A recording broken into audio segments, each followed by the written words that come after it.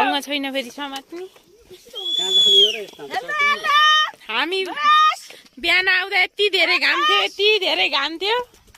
अन्त यता फर्किएन अहिले के अरे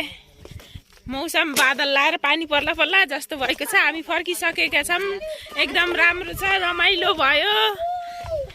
सोनापा 7 मा हिल स्टेसन छ हामीले हेरेर आउनु उकालो हिँड्दाखेरि एकदम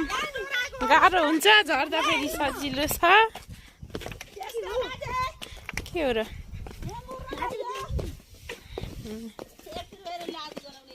यो मेरो छोरो हो यता मम्मी चोट ढाका बेबी बोय आए भन्नुवा गाइसलाई साथीहरु हामी सबै हुन्छ होला